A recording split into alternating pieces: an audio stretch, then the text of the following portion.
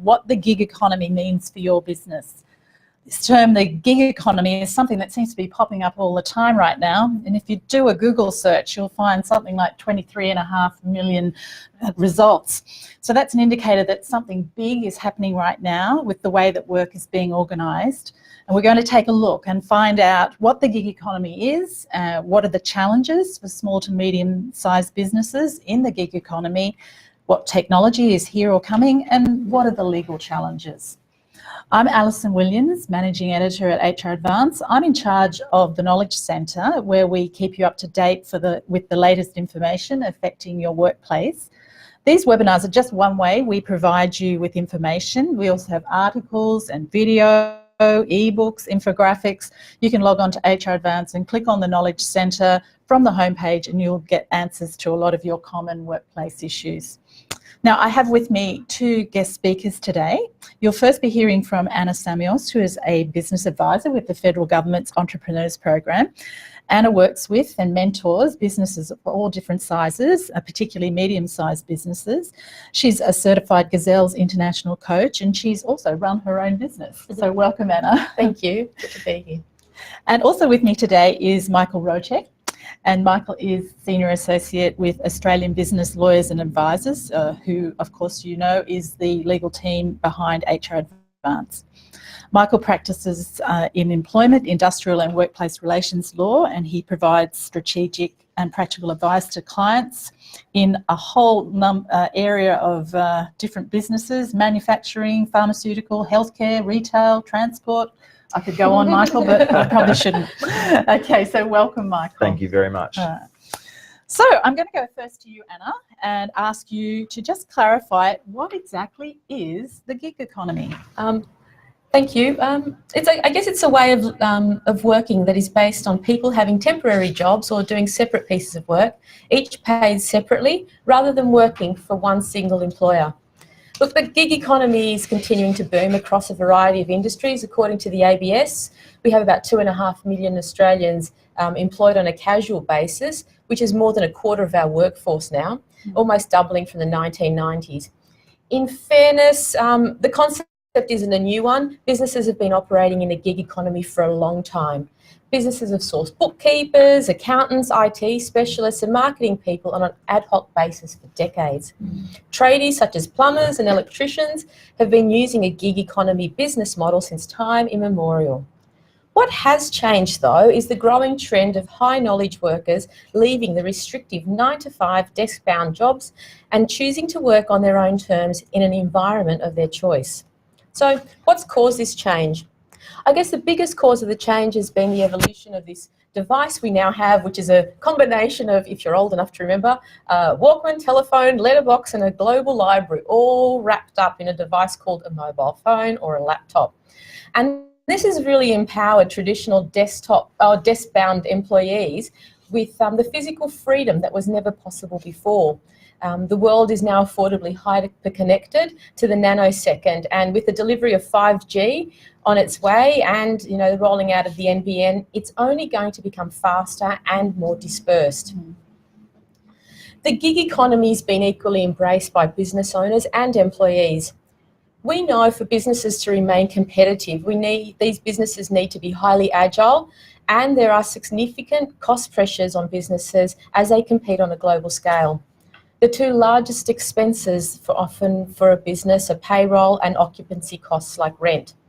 How a company spends this money relative to their competition is one of the most important strategic decisions business owners will have to make over the next couple of years. The internet has provided businesses with a choice to remove or reduce these two fixed costs, therefore increasing profitability and the long-term sustainability. In addition, the labour market is now tighter and it's harder for employers to attract and keep great full-time employees. A same salary offering that we know in the past of 9 to 5 in the office, 4 weeks annual leave plus a financial bonus at the end of the year hasn't cut it for a long time with many high-knowledge workers. These people are looking for challenging types of work and also work flexibility. The tight labour market, coupled with global competitive pressures, have forced many businesses to throw their traditional business model up in the air and see these highly disruptive times as an opportunity to rethink how their business interacts with their talent, their customer and their suppliers. By tapping into an on-demand gig workers, employers can remain nimble and cost-effective by using gig economy platforms that we'll look at towards the end. Gig workers can be dispatched at a moment's notice, receive notifications via apps and upload completed work. It's as simple as that. Businesses who collaborate with gig workers have added advantages of expanding into new markets without the large overheads of full-time workers and rent on the ground. Okay, that sounds pretty attractive actually, Anna. And for freelancers, a lot of freelancers really enjoy it too, because we know that, Gallup reports that over 70% of workers aren't engaged in their jobs, and many other studies reveal high levels of stress and dissatisfaction amongst employees. The gig economy offers a much needed alternative model of work that can supplement or substitute for being a full-time employee in a full-time job. Talented traditional full-time employees are attracted to these flexible working arrangements as it offers greater control over their daily schedule. You can work earlier or later, fit it in between your social and family commitments, and work in different environments as you choose, and also with a variety of tasks. New technologies have made it much easier to connect people to their jobs.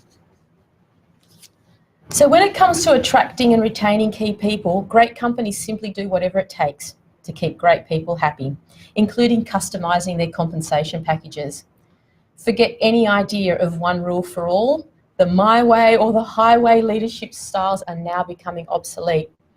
All the old assumptions of what a typical business looks like and how it behaves just don't apply anymore.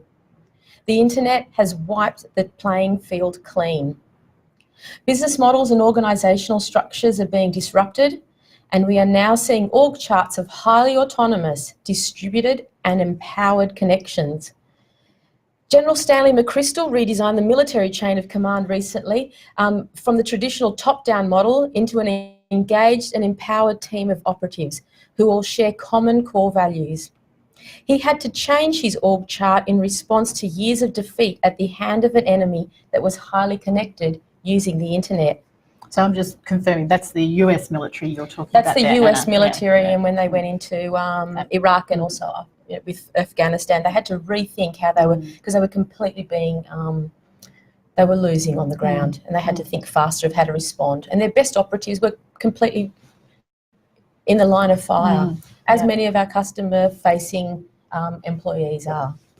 Yeah, an interesting analogy. Yeah, we're seeing the military and the defence have always kind of, it's almost a leading indicator of the way things are changing within structures and organisational structures. I think what's interesting for me when I fly out over Sydney or over any other cities is that society already structures itself in a team of teams way. We fly over a city at night time and you'll see a myriad of interconnected yet independent suburbs or villages all functioning in free flow. Society has functioned like this for centuries, and company structures are making a similar transition. Companies are making a similar transition also in response to a highly engaged and more knowledgeable customer base. It's that ability to quickly respond to what our customer needs is really changing the way our org charts are looking. Response times are much faster, and trust and responsibility to deliver what the customer wants quickly needs to be placed in the hands of the best people you can source. Businesses have to take a hard look at their traditional organisational structures and decide which divisions are required to provide time-critical customer service. The significant challenge for many businesses is workflow management, time management, prioritisation of tasks, ebbs and flows of contractors' availability, and these things all need to be considered as we're moving into employing people under the gig economy. So looking at technologies that a lot of businesses are using, there's different methods we can use for communication, but also for workflow planning. some great examples are Simpro software, which is highly used by trade services. We've got Facebook have got a platform which they're calling Facebook work groups, and it's literally like a secure Facebook channel where all your employees can interact and share knowledge in a safe environment. We've got apps like Slack, Yammer, and lots of project management tools like Basecamp, and they're really effective. I think the one that a lot of businesses try on first, which is really quite cheap, is things like Trello. Trello is like an electronic, colourful whiteboard. It's for $5 a month that businesses can start to really work out what their workflow is going to be like and any priorities that they need to set.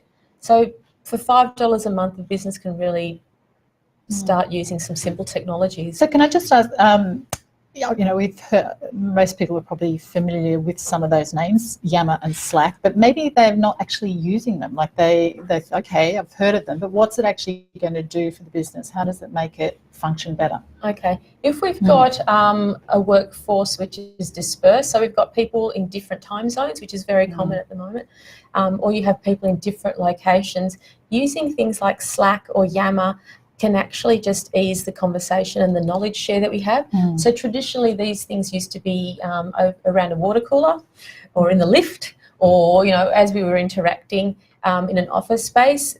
These platforms allow that to happen on a digital way. So they're communication tools.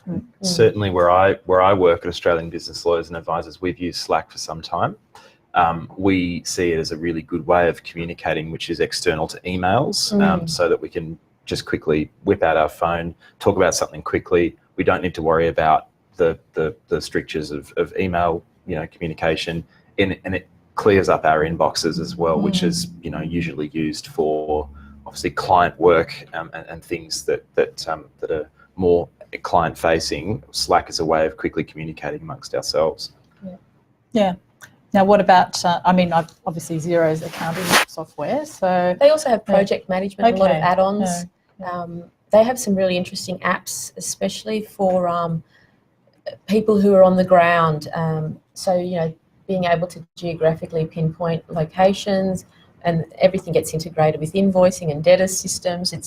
It's really quite nimble what it can do once it's been set up properly. Have you got any further slides there, Anna, or are we moving on to that's it for now, but I'm happy to take any questions from everybody. Yeah, that would be great. So, yeah, do contact us, dial in if you've got any questions.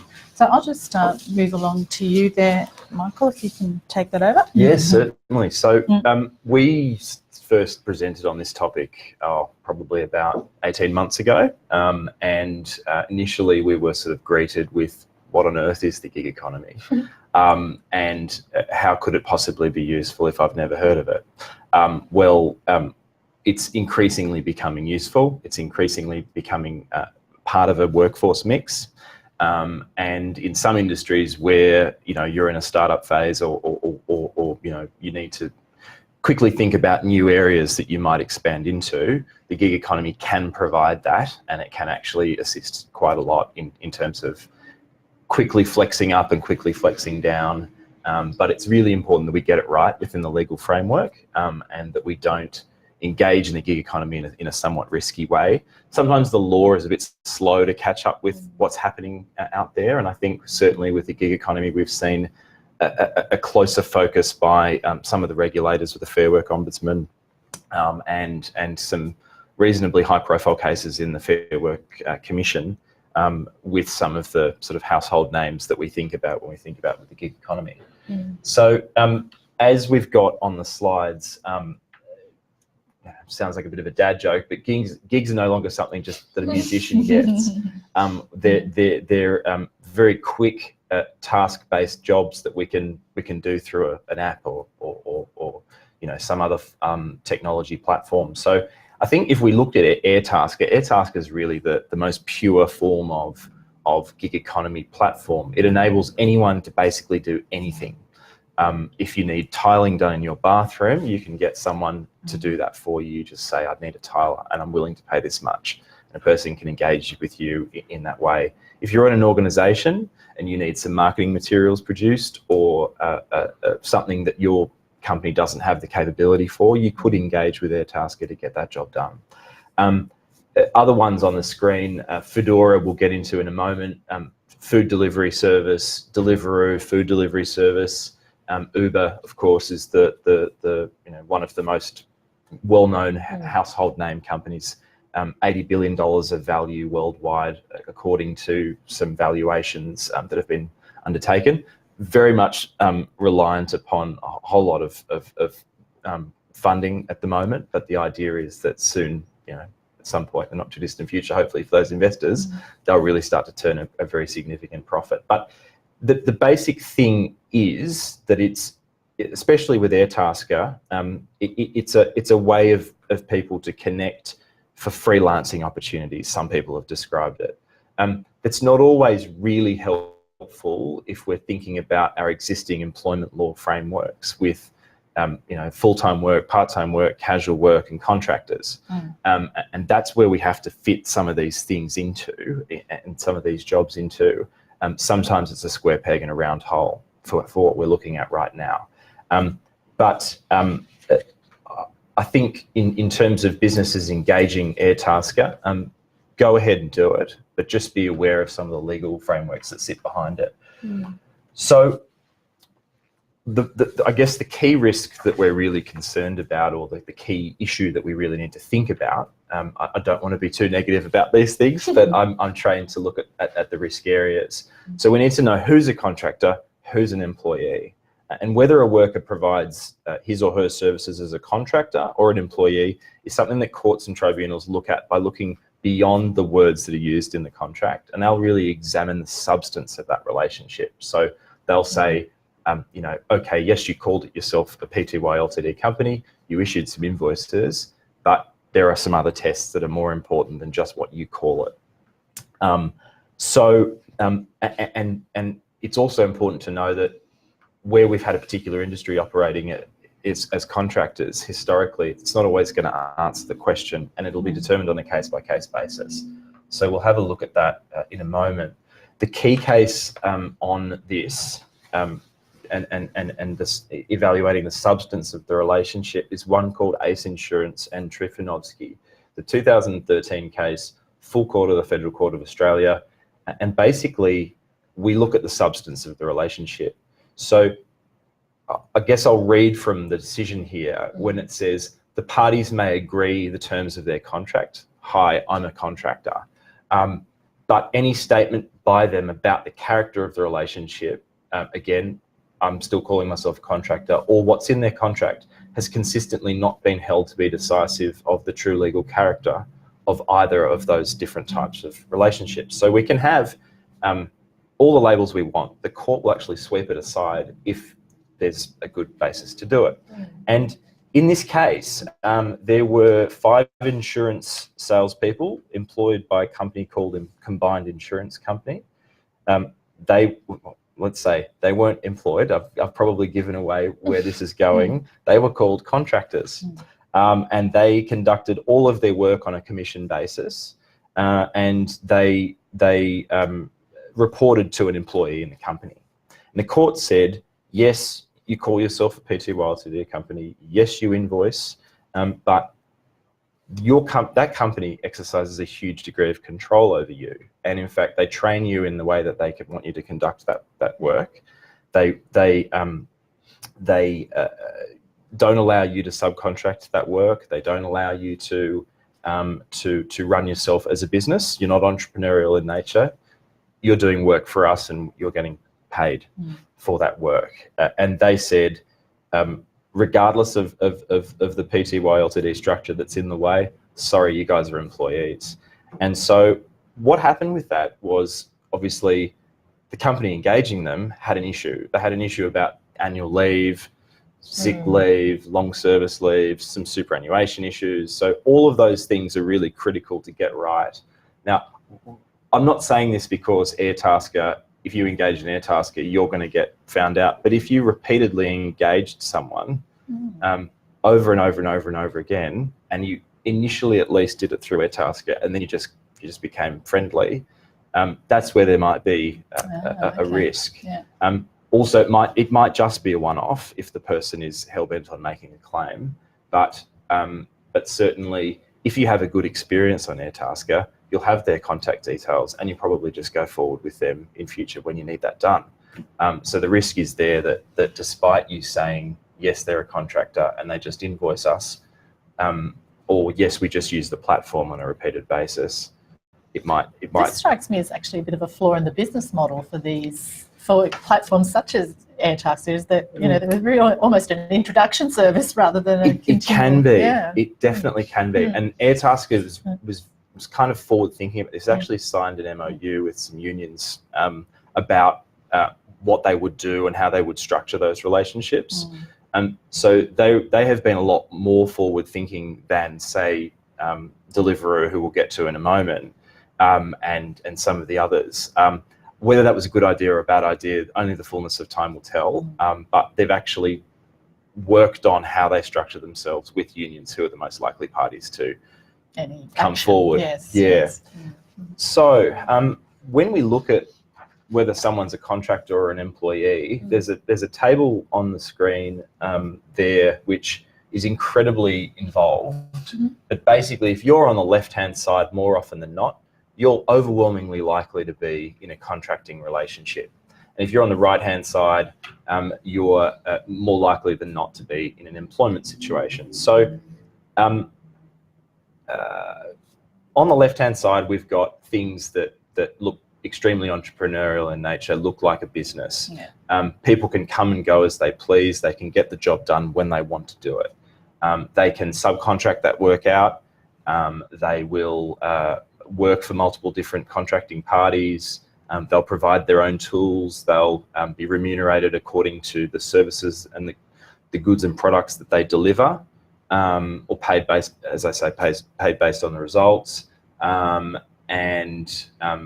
The basics there, of course, they're not provided with annual leave and long-term personal leave. They're not, and GST is paid pursuant to invoices issued. So all of those things look like a contractor. And on the other side of the things, other side of things on the other side of the table, we've got workers who report to someone, who have their work supervised, who can't delegate their work, that actually come to work with a uniform on, saying, hey, I'm from this company, and represent themselves in that way, and they get leave entitlements and things like that. Much more likely, again, to be an employer. And the reason, I'll get into it in a moment about what's more likely than not to be the case. It's not, there's no hard and fast rule. It's evaluated on a case-by-case basis. The courts will look at everything when it comes before them. They won't say, this is what we did last time, this is what we'll do now. They'll actually look at who said what to whom and what their conduct demonstrated. And I'll look at the contracts. So you could have the situation where you're literally choosing bits from both sides of the table. And the court picks one or the other. Right. Yeah. So it's not set in stone. That's for sure. Okay, so as I said, getting it wrong can be a bit costly for employers. Obviously, each time we get it wrong, it'll most likely result in issues about leave. There'll probably be awards that sit behind that engagement. So the awards will contain penalties and loadings and other payments that are required to be paid. And whether a court kind of looks at the total amount that was paid on a pay period to pay period basis and says, yes, that's okay, you can set it off against all of those particular requirements that you didn't have in mind, or not, will be an open question. And so it's really important to get it right. There's obviously payroll tax liabilities, super requirements. So all of those things are separately actionable, and have penalties for non-compliance attached to it. If people just simply, it was an oversight, they didn't knowingly or recklessly do it, then it won't be as severe as, say, we just thought we were doing the right thing, but in fact we found out that we weren't. And then I guess all of that's fine if we're thinking about one person, but if we've scaled up and engaged 15 people and they've all got an issue, then all of that is a problem which multiplies out. So Yes. I'm the negative Nelly in the room. I'm sorry about that. That's just who I am. But by and large, if you engage someone to do work by Airtasker, just have this in the back of your mind. But for sure, engage with these wonderful platforms. They're there to do that, and they do that overwhelmingly in the right way. We've got a slide here that is a little bit repetitive for what we had previously, but I guess these businesses aren't going away. Of course they're not. They do great things. They're here with the exception of Foodora, who's actually just decided to wind up because of pressure they've faced about sham contracting, which I'll get into in a moment. They're all here, and they're all going to be here for the Airbnb and Uber. Airbnb in particular is an extremely profitable, privately held company. I think Uber's got challenges with profitability, but certainly those companies, at least, they seem to be here to stay. In the UK, there's been some cases about Uber in particular. We've had some drivers that came forward who said that they weren't getting paid the minimum wage. And the Employment Tribunal in the UK at first instance said, absolutely, you guys are employees. And they said that it was faintly ridiculous that Uber's documents, their contracting and service agreements, reported fictions, twisted language, and brand new terminology which bears no relation to the real dealings and relationships between parties. Wow. It should be read skeptically. They're designed to misrepresent the relationship, and this is it. The notion of that Uber in London is a mosaic of 30,000 businesses, small businesses linked by a common platform, is to our minds faintly ridiculous. Drivers do not and cannot negotiate with passengers. They're offered and accept trips strictly on Uber's terms. So you think to yourself reading that, well, how is it possible that they do what they do? And in Australia, we've actually said the opposite. So we've said that Uber is not an employer. So Who said that, Michael? The Fair Work Commission. Okay. On 3 occasions thus far, and I guess the most the decision that most people point to is a driver called Mr. Caceres, and he had his account deactivated because of poor passenger ratings, and Uber's very, very strict about what they do if someone gets a number of bad ratings. It really drastically affects them, and they can have their service deactivated. Mr. Caceres brought an unfair dismissal application, and he said that he was an employee pursuant to the Fair Work Act, and Uber said, no, he's not. And they said that he's engaged via a services agreement, that he uses the platform to connect with members requiring transportation services. Said, amongst other things, the services agreement provided that the relationship is one of independent contracting. Uber is granting the driver a sub-license to use a partner app. It provides services, lead generation services via its app. It says that they're prohibited from wearing a uniform, saying they're from Uber. The logo and the colours, they don't wear that. Interestingly, now Uber cars have to label themselves as Uber cars on the back window. But they said that Mr. Caceres had complete control over the way he conducted the services. He just came and went as he pleased and did it when he wanted to. He provided his own vehicle, his own phone. He registered his own vehicle. The insurance was paid for by himself. Mr.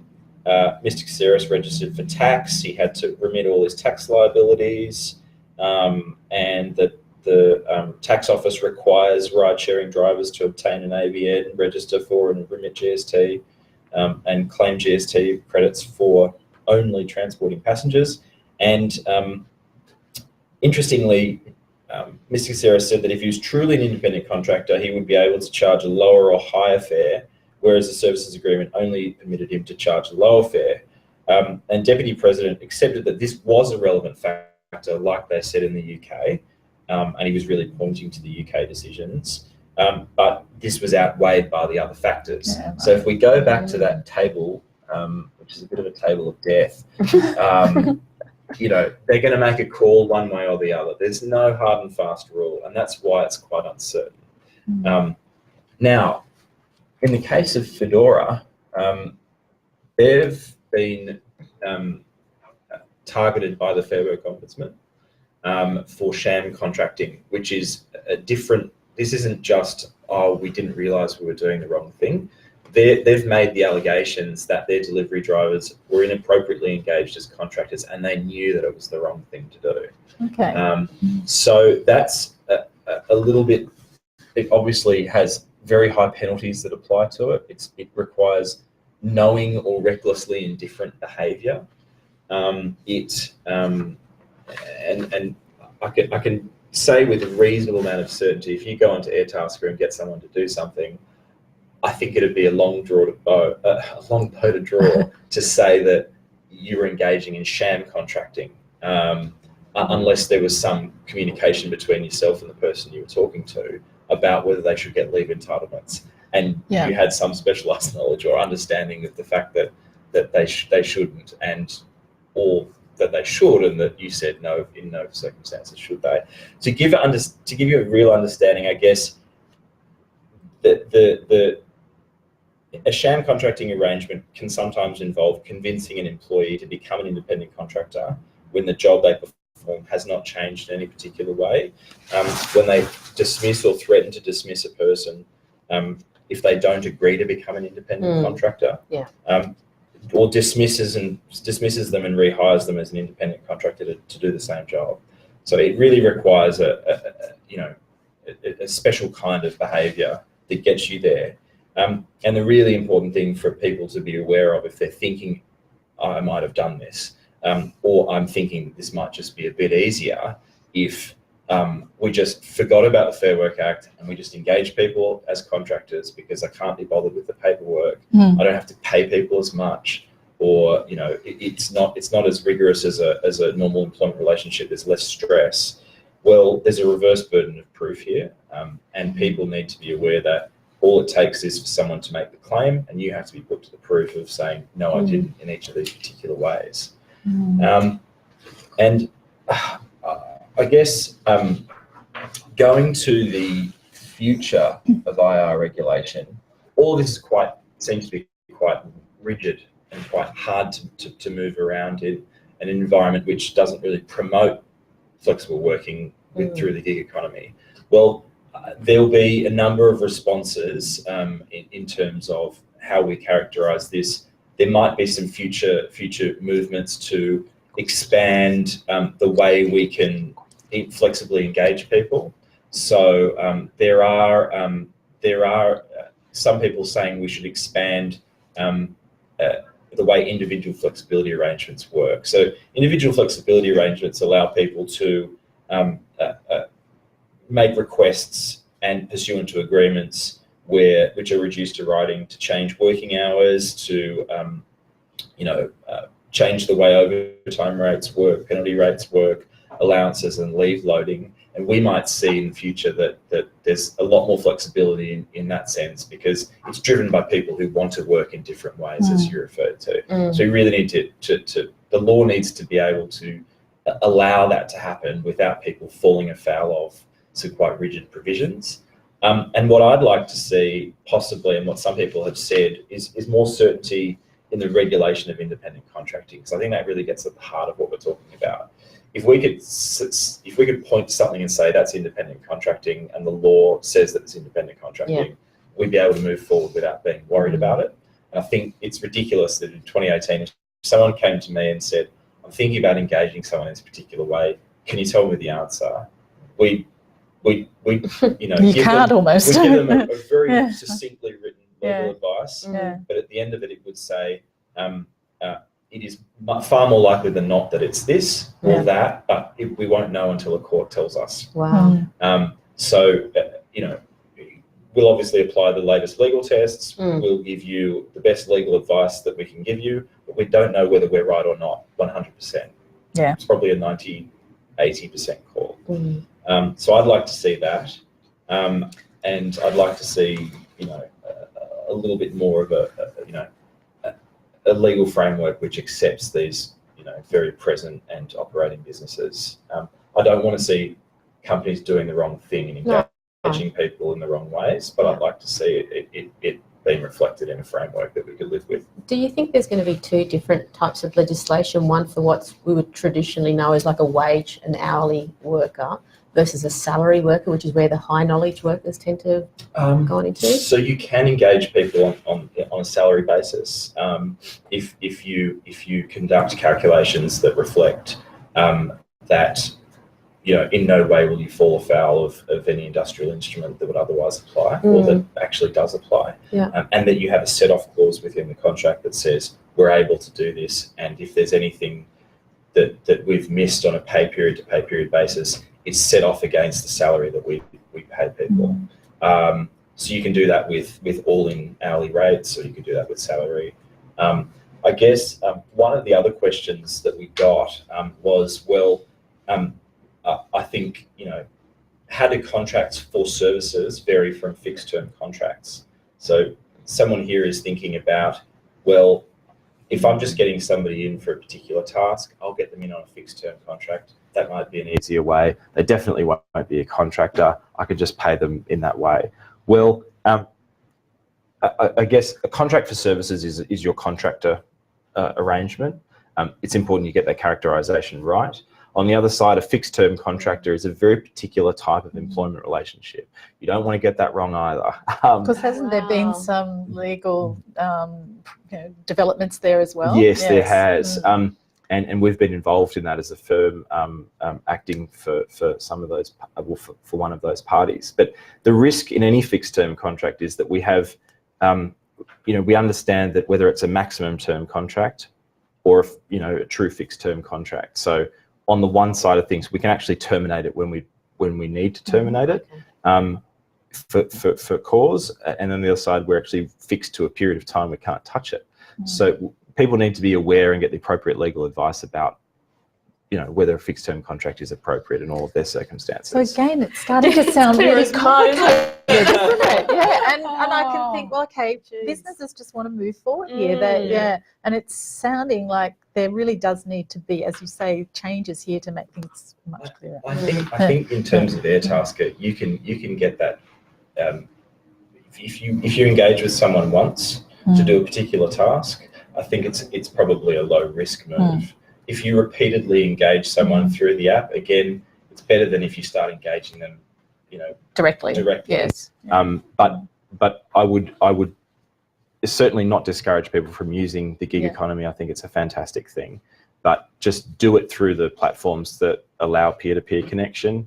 If you were Uber or Deliveroo or Fedora, you have to think about how you set yourselves up to perform that through the app.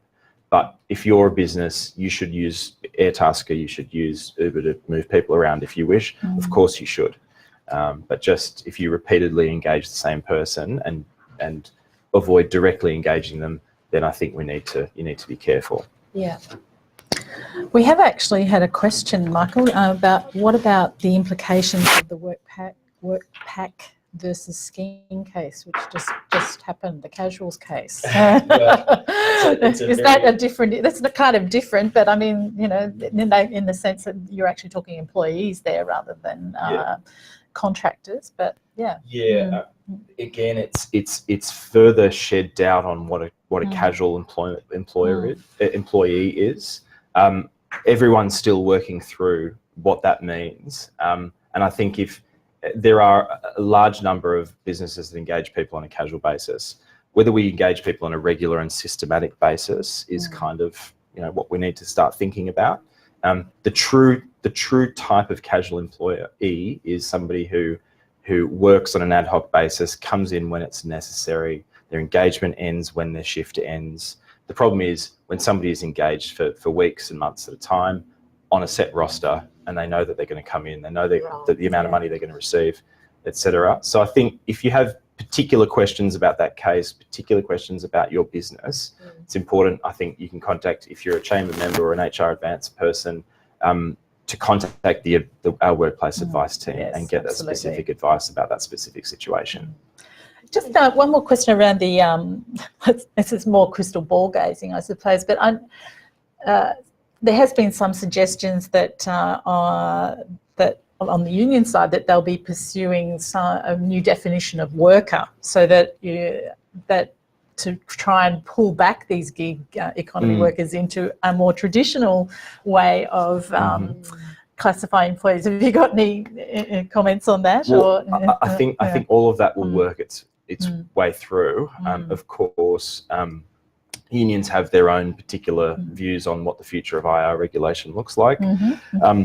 I think everyone wants to get a settled view on this, and I think all of this will reveal itself in the fullness of time. I think if we're engaging people through the gig economy, you know, through Airtasker, we're not engaging people on a casual basis, so we can put that to one side.